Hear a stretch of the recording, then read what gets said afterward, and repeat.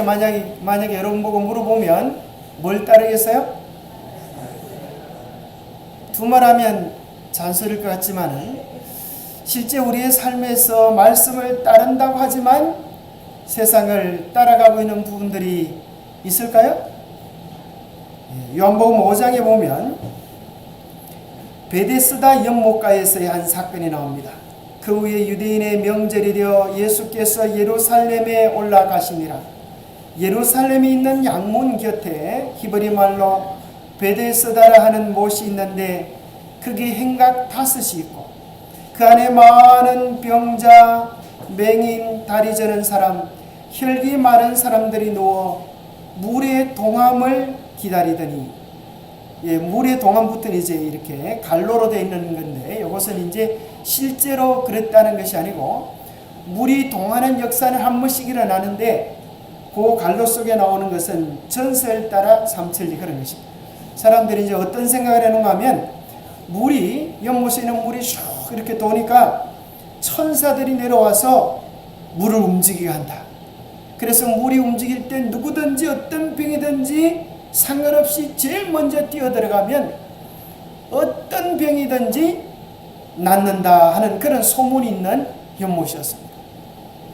여러분 그런 곳이 있다고 하면 여러분도 가볼 마음이 있습니까? 그런데 그러다가는 죽어요.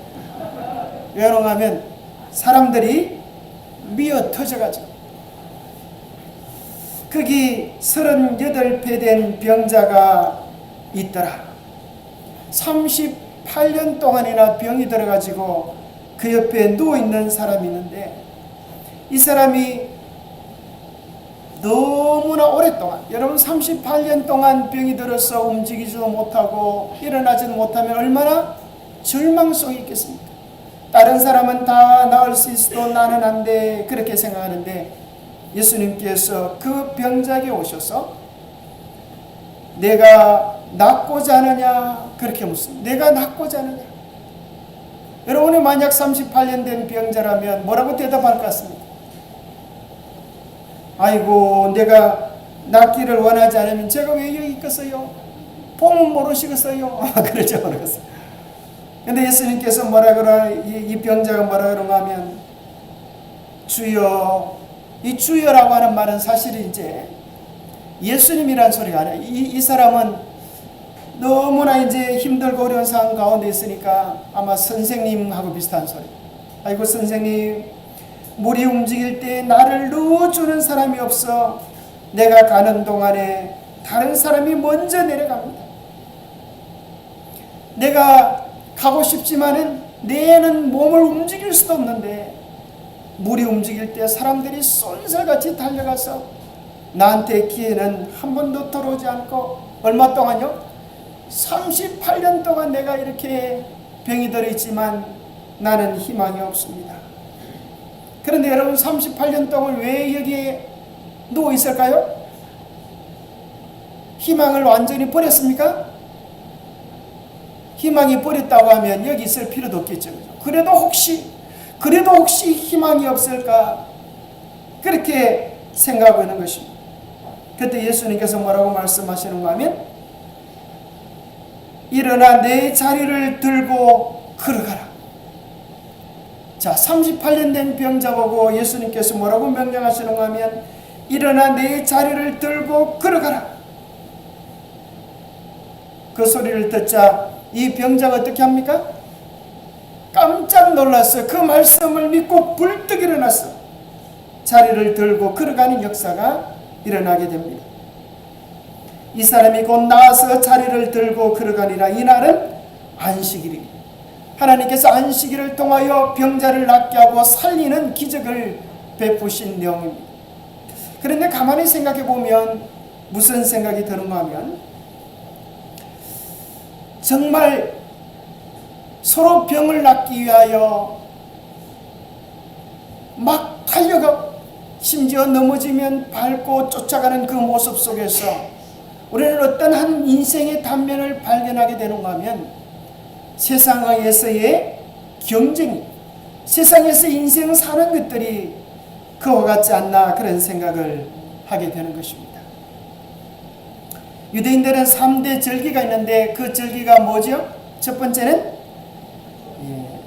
유월절이 있고, 두 번째는 칠칠절이 있고, 세 번째는 장막절이 있습니다. 이 절기들은 유대에 있는 7대 절기들을 함축해 가지고 이렇게 대표적인 절기입니다. 그래서 유월절 속에는 세 가지를 포함합니다. 유월절, 여제절, 무교절.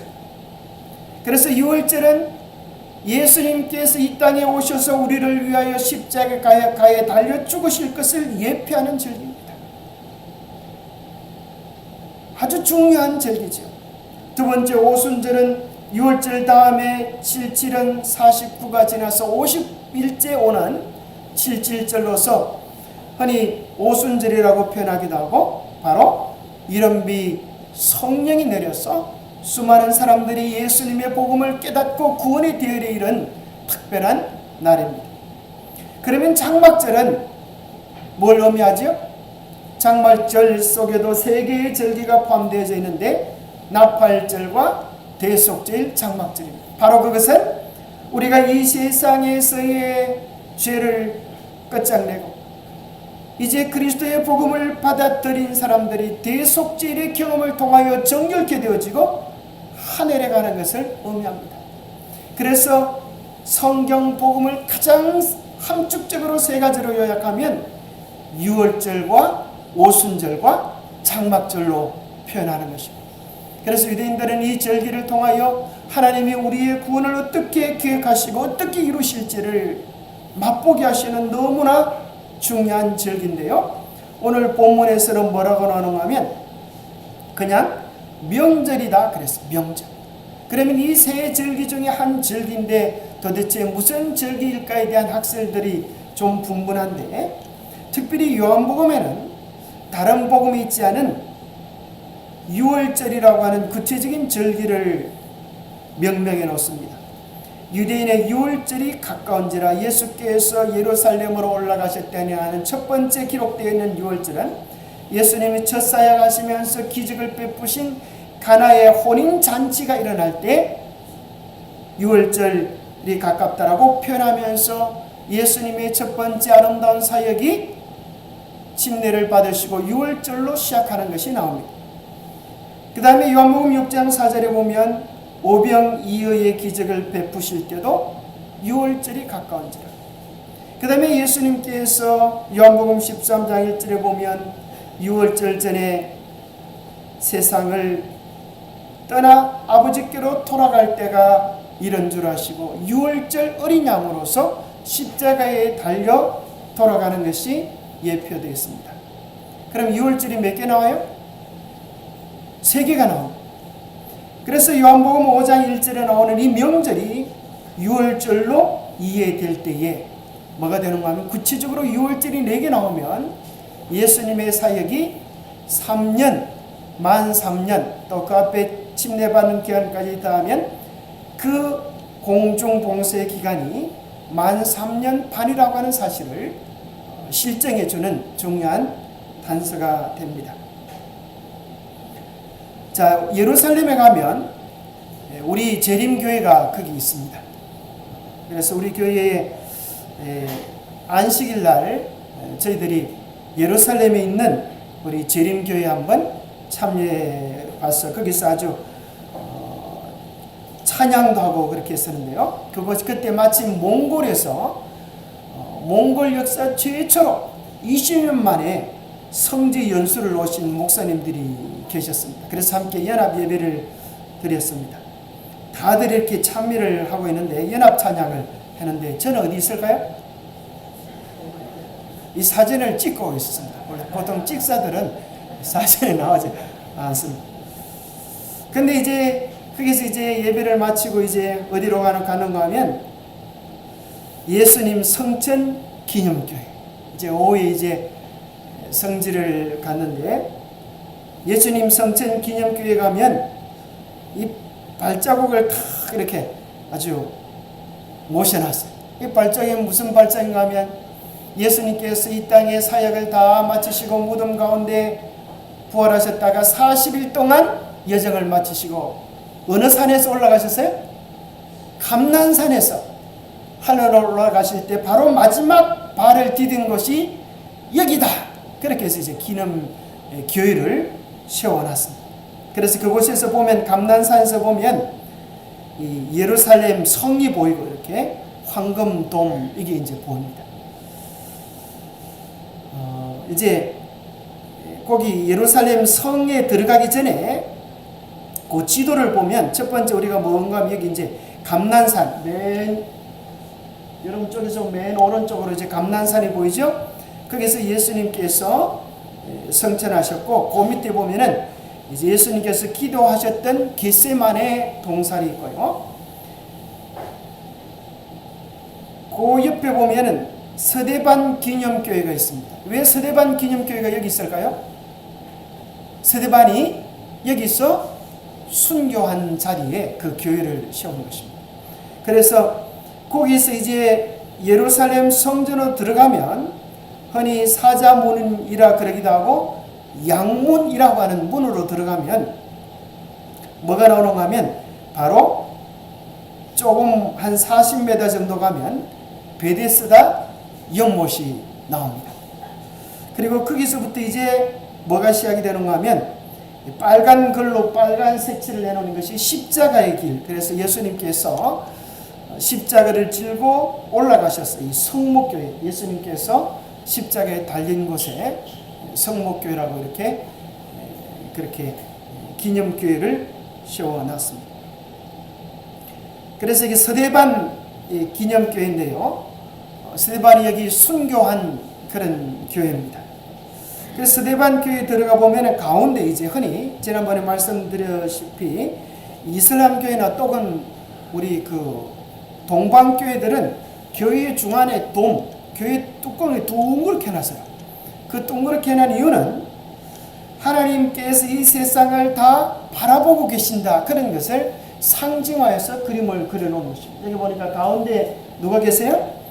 예수님께서 계시고 옆에 12사도들 이렇게 천사들도 나오고 해서 하나님께서 온 세상을 바라보고 계시고 통치하고 계신다 하는 그런 내용으로 이렇게 조각이 되어 있습니다. 바로 그 옆에는 스데반이 돌에 맞아 순교하는 그런 장면을 그림을 그려놔서 스데반이 순교했던 그 기념교회라고 하는 사실을 이제 우리로 확인하게 합니다. 그래서 여기 보면 양문이 있습니다. 양문을 통과해서 들어가 보면 아주 아름다운 정원이 나옵니다. 이 정원을 보면서 이제 무슨 생각을 하는가 하면 야 이제 곧 뭐가 나올 차례예요? 베데스다 연못이 나올 것이니까 베데스다 연못이 얼마나 아름다울 것인가 마음속에 이제 그런 생각을 좀 해보게 되었습니다.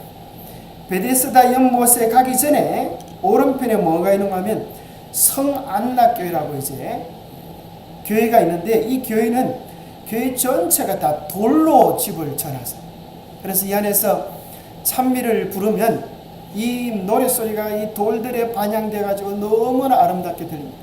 그래서 저희들이 거기 가서 이제 하늘의 음악이 저 바다 위로 이제 찬양을 아주 부르는데 마이크 하나도 없어요. 돌들에 반영돼 가지고 소리가 얼마나 감동적으로 들리는지 모릅니다. 근데 실제로 이제 베데스다라고 하는 이름의 뜻은 자비의 집, 벳이라는 베들레헴 하듯이 집이라고 하는 뜻이고 헤스다는 자비입니다. 그래서 자비의 집이라고 하는 것은 이 연못은 기원전 2세기 경에 세워졌고 길이가 100에서 110m, 너비가 60에서 80m, 깊이가 7에서 8m 되는 두 개의 아주 큰 쌍둥이 연못이에요. 여러분 깊이가 7m, 8m 되면 사람이 막 자칫해서 들어가면 어떻게 되겠어요? 엄청 깊은 거예요. 그래서 성전에 물을 공급하기 위한 목적과 더불어서 종교적, 의학적 치료를 목적으로 건설되었습니다. 근데 저희들이 이제 가서 베데스다 연못을 보니까 이렇게 생겼습니다. 실제로 계단들이 많은데 이 밑에 이제 연못이 있는데 물을 찾아보려고 애를 많이 쓰는데 물은 별로 없어요.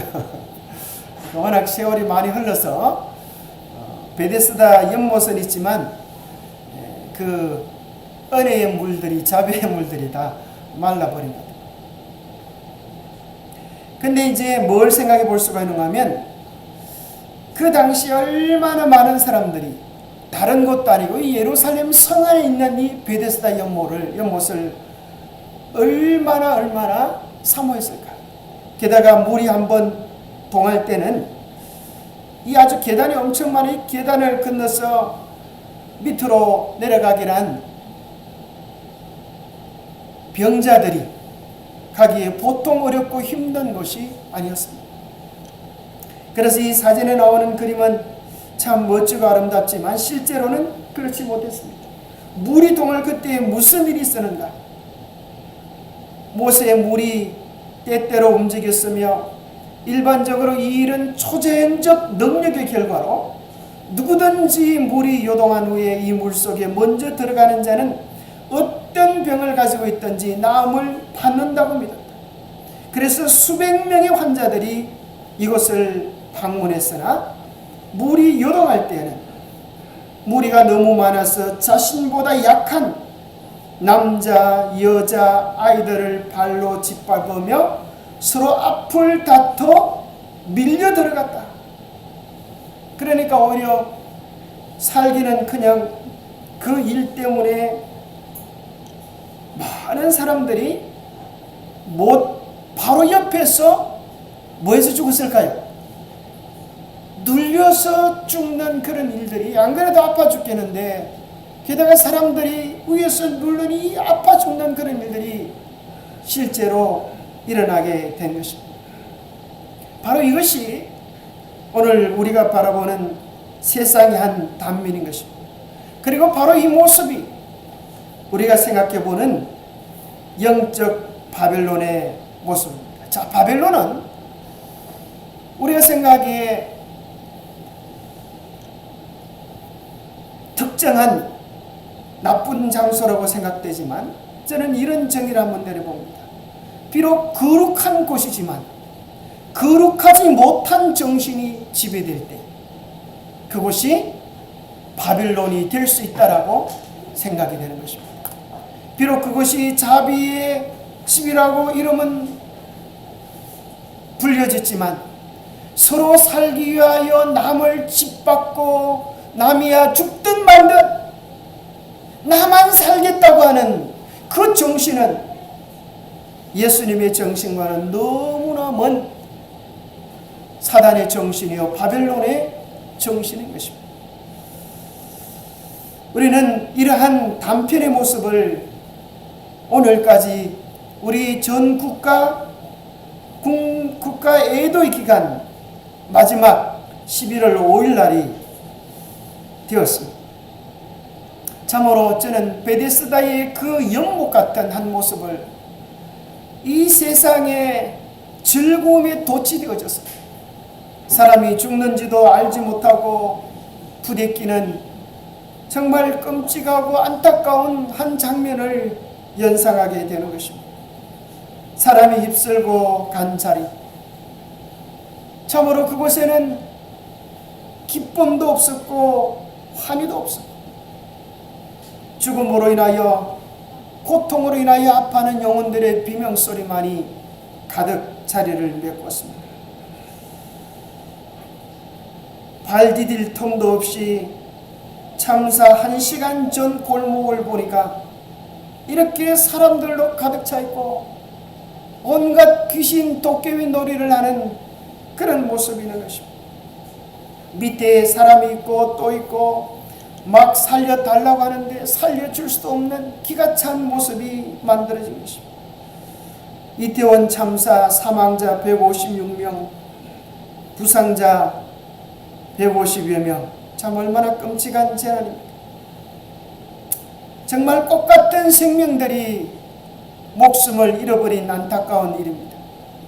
BBC 인터뷰에서 아흐메드라고 하는 한 인도 청년은 그곳에 있었다가 그 경험을 이렇게 표현했습니다.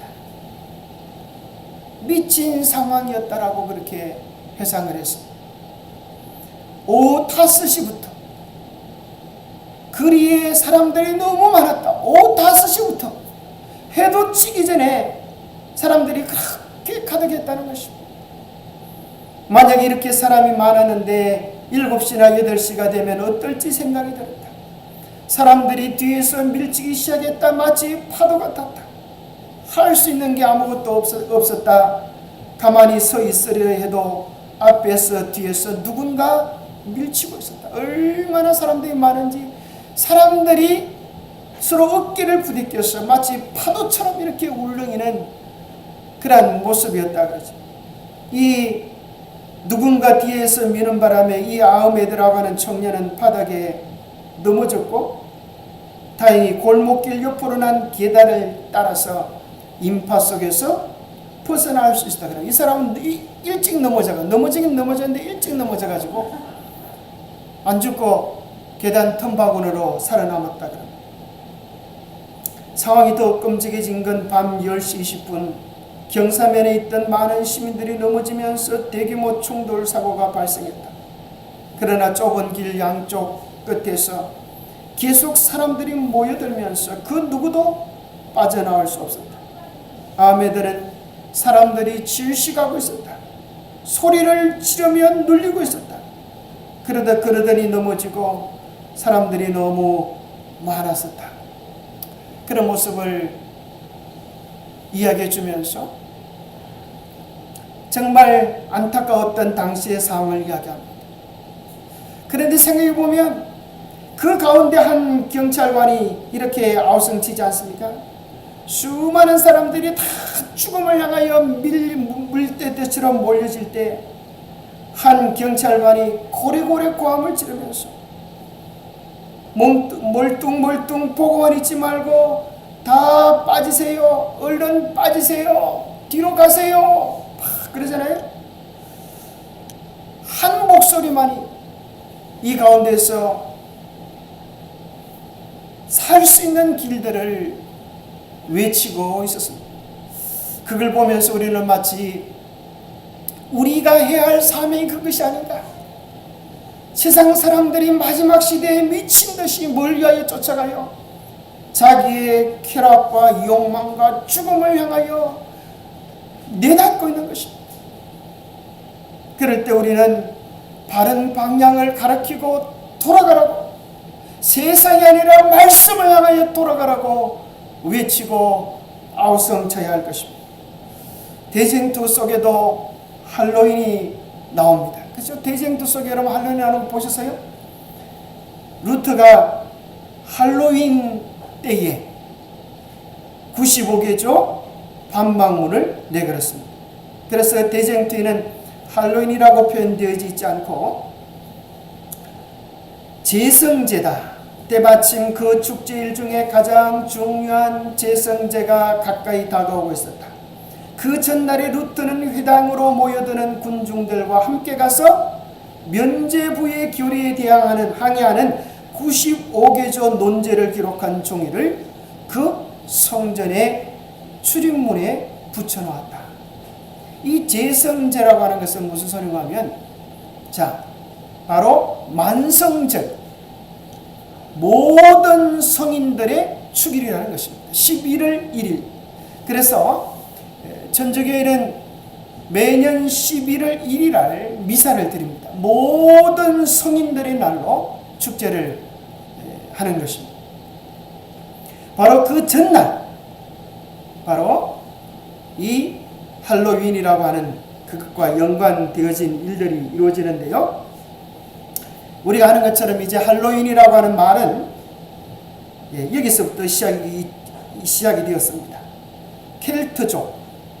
켈트족이라고 하는 주술적 의미가 담긴 축일로 가톨릭에서는 모든 성인 대축일, 성공회에서는 모든 성인들의 축일이라고 부른다. 만성절은 문자 그대로 모든 성인들 그 중에서 특히 축일이 따로 없는 성인들을 기리는 날이다. 할로윈은 이 만성절의 전야제로서 만성제, 제성제라고 불린다.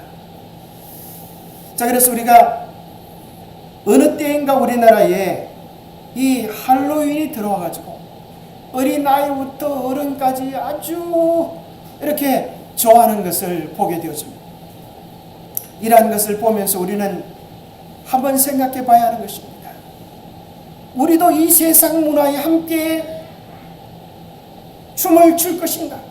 아니면 이 제도가 왜 생겼는지에 대한 바른 이해와 바른 사실로 세상을 각성시켜야 할 것인가?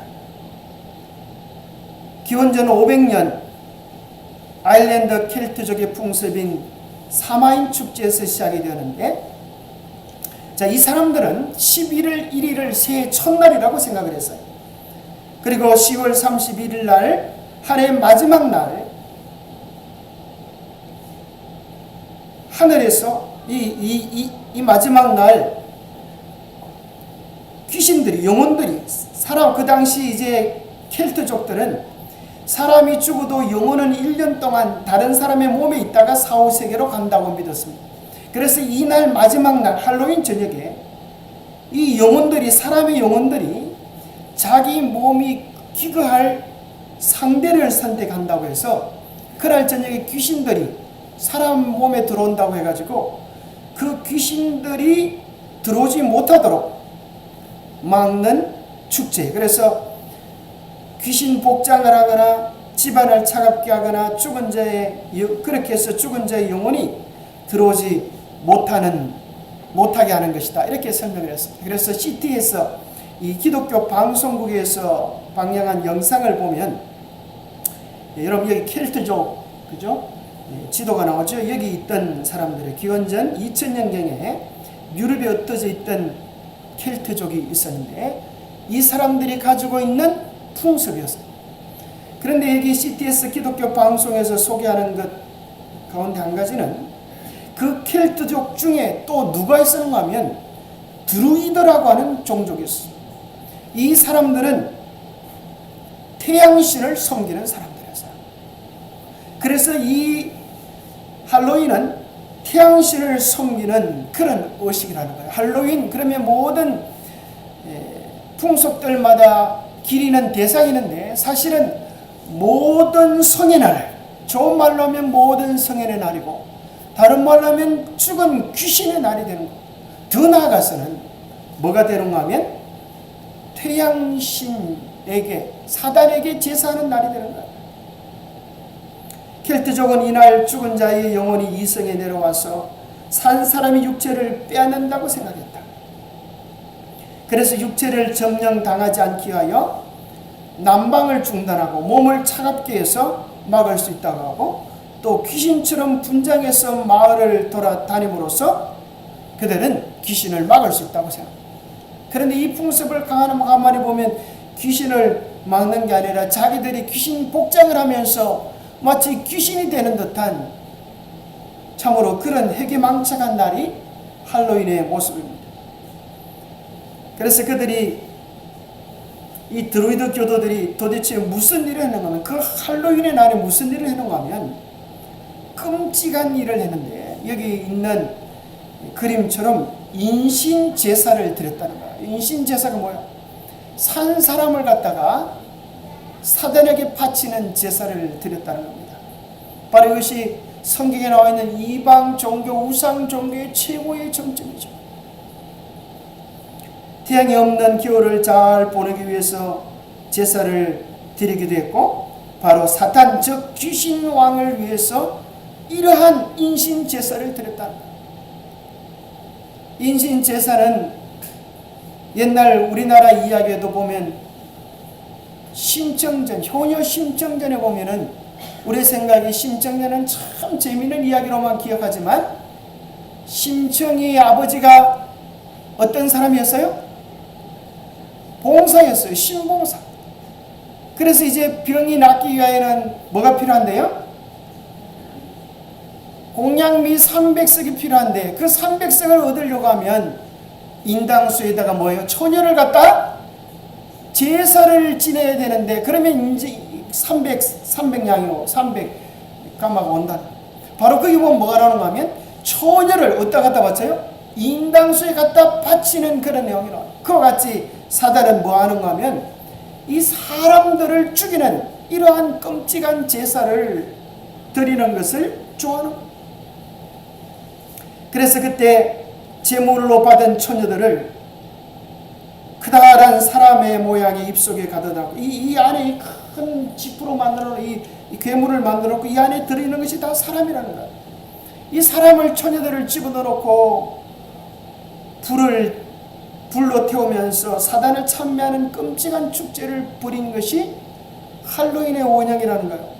그리고 만약에 처녀 주기를 거절하면, 처녀 바치기를 거절하면 드루이드 교도들이 그 마을을 불태우는 그런 끔찍한 일을 했다는 것이죠.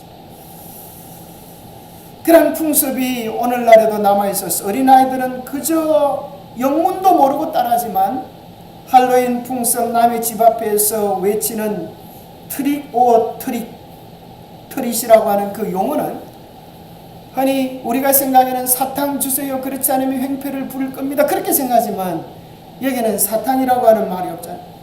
이 말은 바로 무슨 말인가 하면 처녀를 줄 것이냐 보복을 당할 것이냐라고 하는 뜻이 숨겨져 있다는 거예요. 참 끔찍한 소리죠.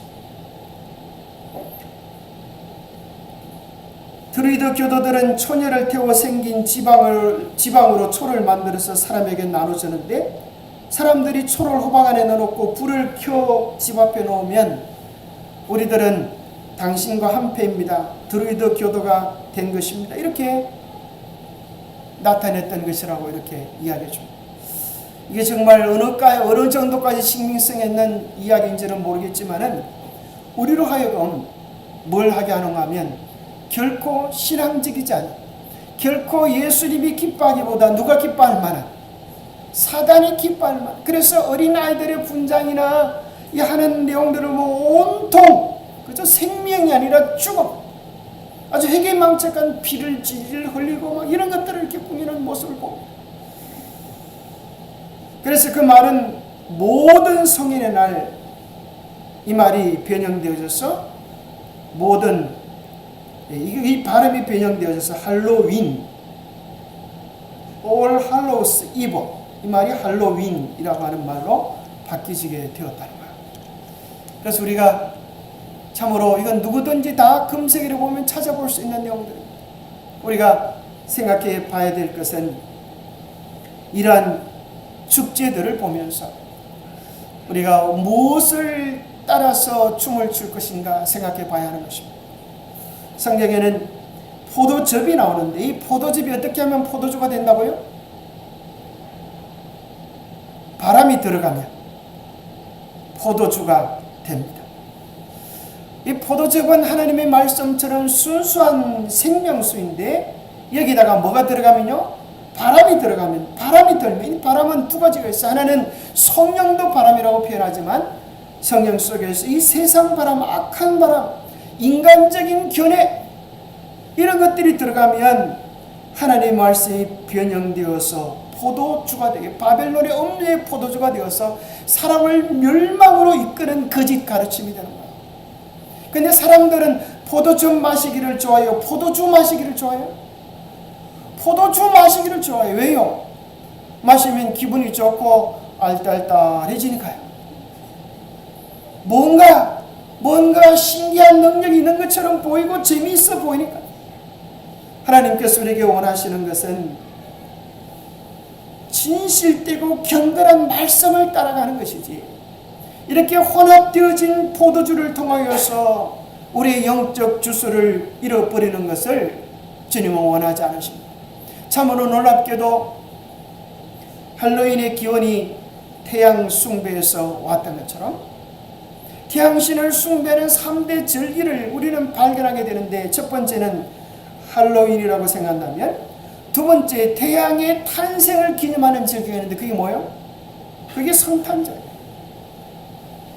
태양이 부활한 그것을 기념하는 절기가 있는데 부활절입니다.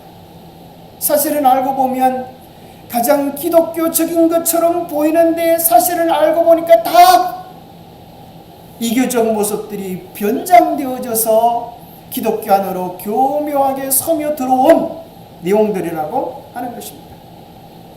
그리고 그리스에 가면은 만신제라 그랬는데, 이게는 만신전, 판테온이라고 하는 모든 신들을 예배하는 곳이다. 모든 신들을 기념하는 곳이다. 이래서 만신전이라고 하는 곳이 있어요.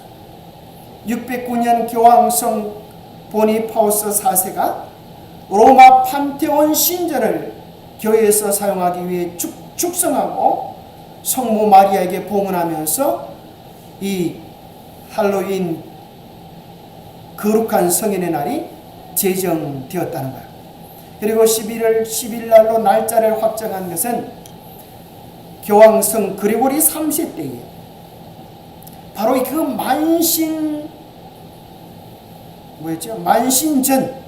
만신전의 개념이 어디로 들어오는가 하면 성 베드로 대성당으로 그 개념이 들어오는 거예요.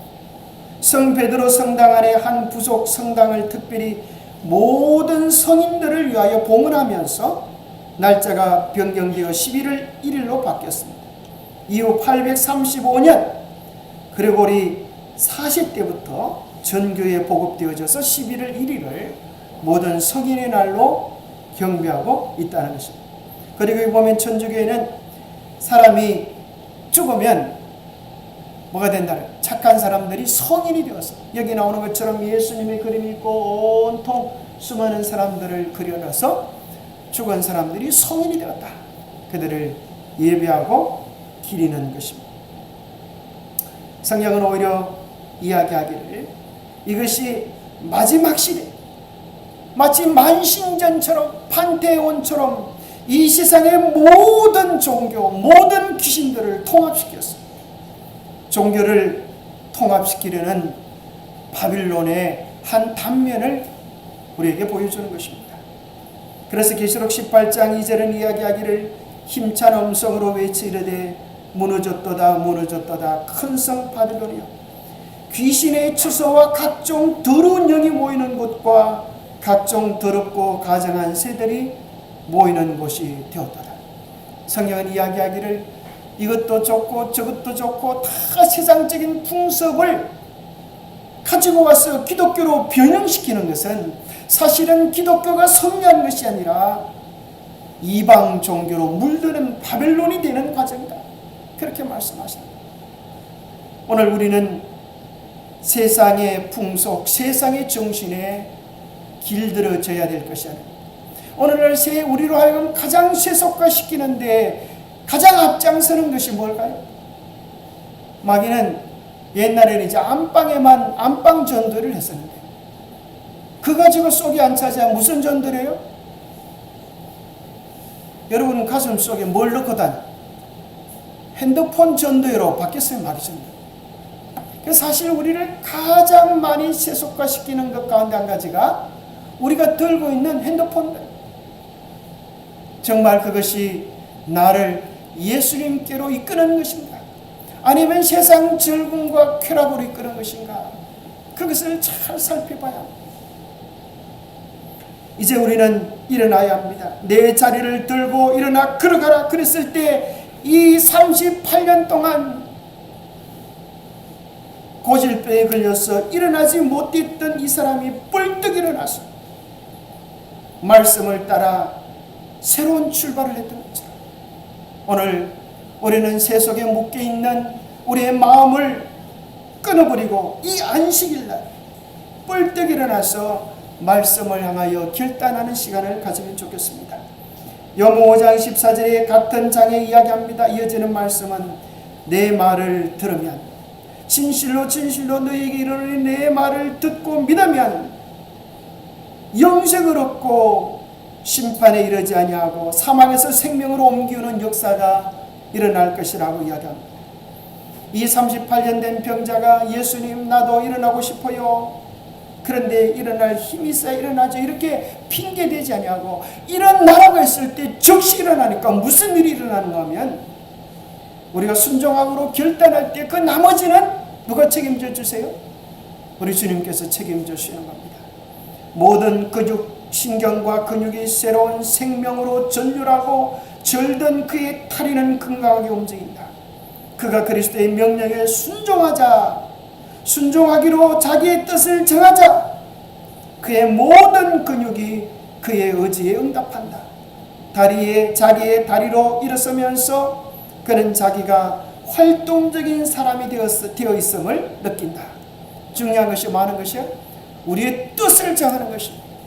오늘부터 세상의 어떤 일들에 우리의 마음과 생각을 쏟는 일들을 그만두고 살아있는 말씀을 위하여 우리의 생각을 집중하고 그 말씀을 먹고 순종하는 일에 오늘 내 마음을 들이자고 뜻을 정하면 그에 따라서 우리의 모든 세포들이 응답할 것입니다. 우리도 같은 믿음을 통하여 영적인 치유를 받을 수 있다. 우리의 영적인 치유는 어디에서 와요? 우리의 마음에서 오는 것입니다. 우리의 마음을 주님께 온전히 드릴 때 우리는 죄로 말미암아 단절되어졌던 하나님과의 생명이 연결되어지고 마비되었던 우리 영혼이 새롭게 되어져 거룩한 삶을 사는 일들이 우리 안에 일어날 수 있는 것입니다. 그대의 의지를 그리스도의 편에 두라. 그를 섬기고자 뜻을 세우고 그 말씀에 의지하여 행동할 때 그대는 힘을 얻을 것이다. 오랜 방종을 통하여 영욕을 속박한 악한 습관과 강력한 정욕일지라도 그리스도께서는 능히 거기서 구원하실 수 있으시며 또한 구출하시기를 원하신다. 오늘 우리는 각자 한번 살펴보시게 되기를 바랍니다.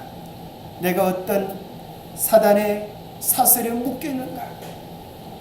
힘이 없음을 탓하지 말고 오늘 주님께서 일어서라고 하시는 말씀을 의지하여 우리가 일어설 때 주님께서 능력을 주셔서 변화된 새로운 삶을 이루게 될 것입니다.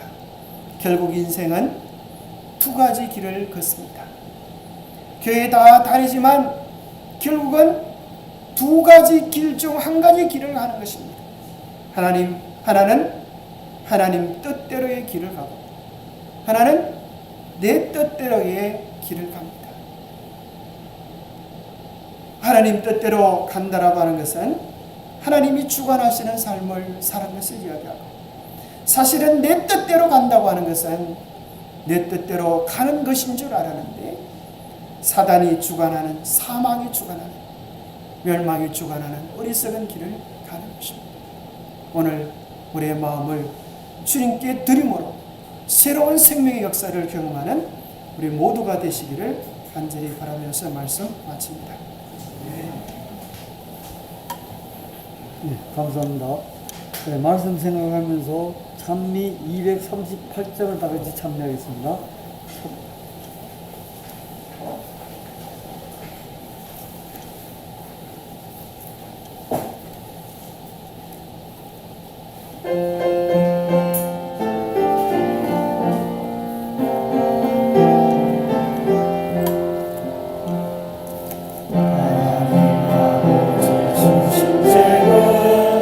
진리의 말씀이 성령일세 거룩한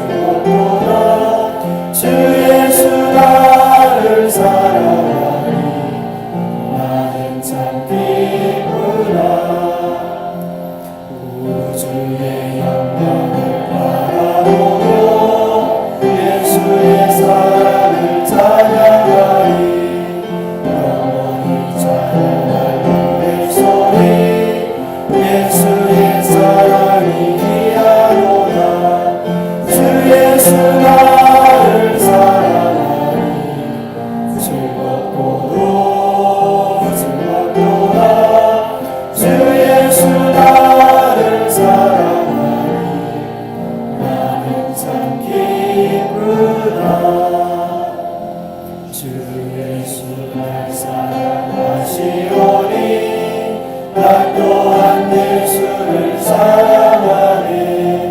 날 구속하시려 강림하사 십자가 고난을 받으셨네. 주 예수 나를 사랑하니 즐겁도다.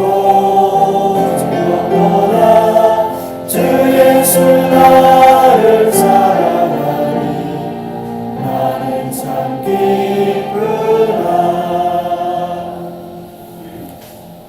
하나님 아버지, 우리에게 생명의 길을 알려주시고 우리의 낮은 처지까지 내려오셔서 우리에게 내가 낫고자 하느냐 말씀하시고 우리를 새롭게 하여 주심을 인하여 감사합니다.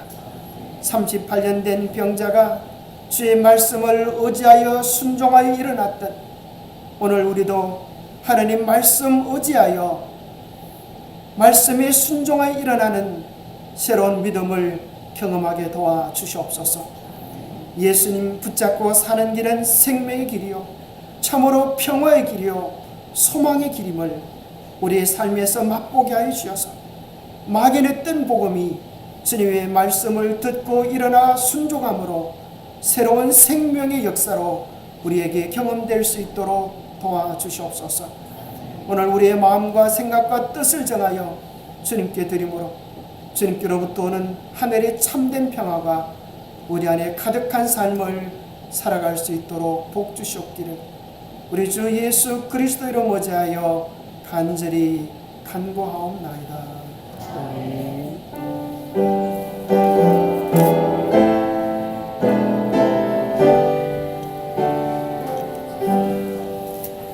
내 주님 오시리 확실히 오시리 내가 공중에서